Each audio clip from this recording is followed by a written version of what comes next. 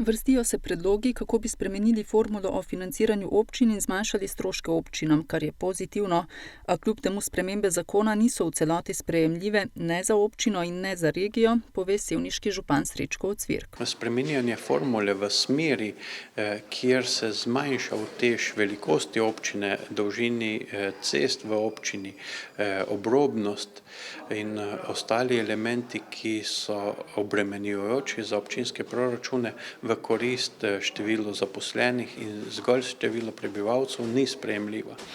Kajti občine smo zelo raznolike in občine, ki smo odmaknjene od velikih centrov, imamo drugačne težave kot tiste, ki živijo blizu centrov. Da predlog ni sprejemljiv, meni tudi župan občine Brežice. Dejstvo je, da dejansko vse občine imamo kar precej težav, kar se tiče financiranja, saj vemo, da stroški rastejo, poleg tega pa seveda tudi infrastruktura in pa druge obveznosti, ko dobimo, se povečujejo.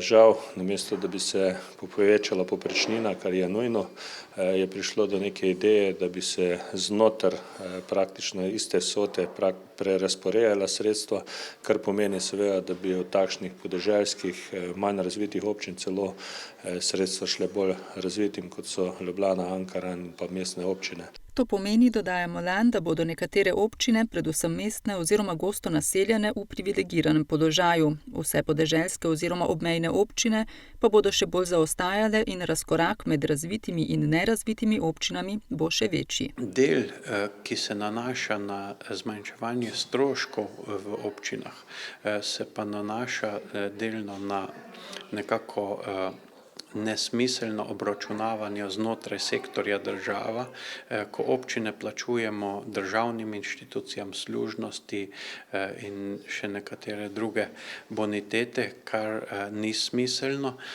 Gre za sistem države, tudi občine smo del tega sistema. Na drugi strani pa občine ne želimo, da ne opravljamo nalog. Mi želimo opravljati naloge v korist občanov. Vendar zato potrebujejo sredstva iz davčnih virov, ki jih prejme država. In pričakujemo, da bo večji delež davčnih virov nekako se lahko realiziralo na ravni občin, na ravni lokalne samouprave, ki bistveno bolj prepoznavamo potrebe občanov, okolja, za katerega skrbimo kot državna raven oziroma na ravni ministrstev. Glavno, da je potrebno povprečnino dvigniti vsem občinam in s tem seveda zagotoviti sredstva, ki smo jih praktično izgubili oziroma ki jih nujno rabimo za to, da se pokrijejo dvigi plač in pa dodatne naloge, ki jih dobivamo.